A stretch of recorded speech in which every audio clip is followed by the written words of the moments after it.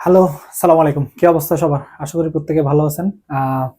আজকে একটা খুব ইম্পোর্টেন্ট নোটিস নিয়ে আসছি এবং কিভাবে কি করবেন এই জিনিসটা দেখানোর জন্য। আমরা আপনাদেরকে প্রমিস করছিলাম যে আমরা খুব দ্রুত কি শুরু করব, যে স্কুল পরীক্ষা এবং ক্যাডেট কলেজে প্রিপারেশন যেন খুব ভালোভাবে হয়। এই কারণে কিছু এমসিকিউ টেস্ট স্টার্ট করব। আমরা চ্যাপ্টার বাই চ্যাপ্টার আপনাদেরকে দিয়ে দেবো। ধরেন আমি বলবো যে 1.1 এর পরীক্ষা হবে, তো তোমরা 1.1 এর প্রিপারেশন নেবা। দেন আমি 1.1 এর কোয়েশ্চেন দেবো, বাসার মধ্যে 20 মিনিটে কিংবা 20 মিনিটের মধ্যে তোমাকে 1.1 এর পরীক্ষাটা দিতে হবে। তো এটার জন্য যে অনলাইনে পরীক্ষাটা কেমনে দিবা, কিভাবে কি করবা, এই জিনিসটা করার জন্য আজকের এই ক্লাসটা, যে কোন প্রসেস আমরা আগাবো। আমি তোমাদেরকে হোয়াটসঅ্যাপে একটা লিঙ্ক দেবো, ওই লিঙ্কটাতে যাবা।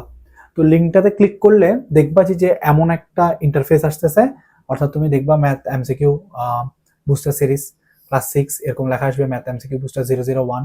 তোমার ধরো এইখানে কিছু কথাবার্তা লিখবে। এইখানে তুমি তোমার মেইল অ্যাকাউন্ট দিয়ে, তোমার ফোনে যে জিমেইল অ্যাকাউন্ট আছে ওটা দিয়ে লগ ইন করবা। এটা দিয়ে অনেকের লগ ইন করা নাও লাগতে পারে, কারণ অনেকের ঢোকার সাথে সাথে লগ ইন হয়ে যেতে পারে আর কি। তো লগ ইন করবার পর দেন তুমি এখানে এটা থাকতে পারে যে ইমেল রেকর্ড, এই মেইলে রেকর্ড থাকবে কিনা এই জিনিসটা জানতে চাইতেছে, তখন তুমি এটাতে ক্লিক দিয়ে দেবা। দেন আসবে নেমের জায়গায় আসবা। নেম তুমি ধরো তোমার নামটা লিখবা, ধরো আমি লিখলাম আমার নাম THZIB, আমি আমার নাম লিখলাম। দেন আসবে ফোন নাম্বার, আমি আমার ফোন নাম্বারটা লিখলাম, এই 01856822033। আমি আমার ফোন নাম্বারটা লিখলাম। দেন দেন আসতেছে এরপর আমরা এই দুইটা ফিল আপ না করে কিন্তু পরেরটাতে যাওয়া যাবে না। দেন আমরা নেক্সট দেব। এই দেখো নেক্সট দিছি, এই যে পরেরটা আসছে, দেখো পরেরটাতে আসছে, তোমার থেকে জানতে চাইতেছে যে তোমার স্কুলের নাম। আমি আমার স্কুলের নাম লিখি, আমি school government high school CGH Chirang government high school লিখলাম। তোমাদের যাদের স্কুল আছে বা যাদের স্কুল ইস্পাহানি IPSC লিখে দিতে পারো, যাদের স্কুল খাসুগির DKS লিখতে পারো। এভাবে লিখে তুমি পরের অপশনে যাবা, যে ইন্ডেক্স নাম্বার। আমি একটা ইন্ডেক্স নাম্বার ধরি, ধরো তুমি লিখলা 26B0150। তো আমি একটা র্যান্ডম ইন্ডেক্স নাম্বার লিখলাম। এরপর আসবে ব্যাচের ক্ষেত্রে তুমি জাস্ট তোমার ব্যাচের টাইমটা উল্লেখ করবা। ধরো তুমি যদি বিকালে ব্যাচে ক্লাস করো, অর্থাৎ 5টা থেকে 7টার ব্যাচে ক্লাস করো, তাহলে তুমি এভাবে লিখবা যে জাস্ট এতটুকু লিখবা, এই 500 5টা লিখবা। আর যদি তুমি ধরো 3টার ব্যাচে ক্লাস করো, তাহলে তুমি এইভাবে লিখবা, এই যে 3:00 3টার ব্যাচ এভাবে লিখবা। যারা সকালে 9টার ব্যাচে ক্লাস করো তারা এভাবে 9:00 এভাবে 9টার ব্যাচটা লিখবা। এতটুকু লিখছো আশা করি। আচ্ছা আমি লিখলাম, আমি ধরলাম যে এটা 5টা।